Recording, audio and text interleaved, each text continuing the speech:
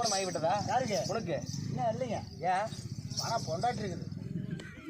ஏய், கல்யாணமே இல்லைங்கிற பொண்டாட்டி இருக்குதுன்னு என்ன என்ன? கல்யாணம் இல்லைங்க, ஆனா பொண்டாட்டி இருக்குது. வரலாறு பெருசா இருக்க மாட்டேங்குது தம்பி.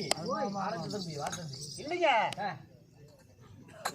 என்னன்னா வரலாறு அப்படி? கல்யாணம் சரி கேட்டாரு. ஆமா. கல்யாணம் ஆகல பொண்டாட்டி இருக்குது. அது எப்படி? ஆமா, அதான் எப்படி நான் கல்யாணம் எப்படி பொண்டாட்டி இருக்கும்? கல்யாணம் இல்லப்பா, சாட்சி நெசத்துல கல்யாணம் இல்ல. கல்யாணம் இல்லையா? ஆ, எப்படின்னா அது பொண்டாட்டி இருக்குதுப்பா. அதுதானா கல்யாணம்? பொண்டாட்டி யாருன்னு கேளு. ஓ, பொண்டாட்டி யாரு? அப்படி கேளு. தெரியலண்ணா. எங்க அப்பனை பேச பாட்டி.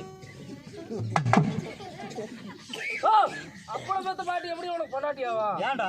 எப்படி? அது எப்படி எங்க அம்மால எங்க அப்பகாரம் பொண்டாட்டி வச்சுக்கலாம், அவங்க அம்மால நான் ஏன் பொண்டாட்டி வச்சு கூடாது? எப்படி உங்க அம்மா வந்து அவன் பொண்டாட்டிய வச்சுக்கலாம்? நியாயமா பேசணும். எங்க அம்மாவை எங்க அப்பகாரம் பொண்டாட்டி வச்சுக்க, சரி. அவங்க அம்மால நான் ஏன் பொண்டாட்டி வச்சு கூடாது? அதனால நீ பொண்டாட்டிய வச்சுக்கிட்ட. ஆனா கல்யாணம் பொண்டாட்டி இருக்கு. ஏன் உனக்கு பாட்டியா அப்படியாப்ப? உடப்பா வரலாறு நமக்கு வேணாம்ப்பா.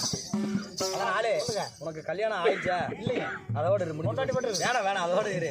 அதனாலே ராமருக்கு சீதையை திருமணமான செய்து வைக்கிறார்கள். சரி. ராமனுக்கு திருமணம், அதாவது சீதையை திருமணமான செய்து வைத்து, அதாவது லட்சுமணனுக்கு ஊர்மிளை என்று சொல்லக்கூடிய ஒரு பெண்ணை திருமணம் செய்து வைக்கிறாங்க. யாரு? ஊர் மேல போற பொண்ணு. ஆமா.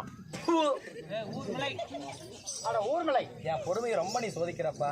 இல்ல சாமி, ஊர்மிளை என்று சொல்லக்கூடிய ஒரு பெண்ணை திருமணமானது செய்து வைக்கிறாங்க.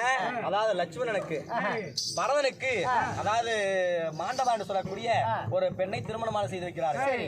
சத்ருகனுக்கு, அதாவது சுருதகிருத்தி என்று சொல்லக்கூடிய ஒரு பெண்ணையும், ராமர், லட்சுமணன், பரதன், சத்ருகன் இந்த 4 பேர்த்துக்கும் ஒரே மேடையில திருமணமானது நடக்கிறது. சரி. திருமணமானது நடந்த உடனே, அதாவது எங்களுடைய நாட்டிற்கு சென்று சில ஆண்டு காலம் நாங்கள் அதாவது நாட்டிலே வாழ்ந்து வருகிறோம்.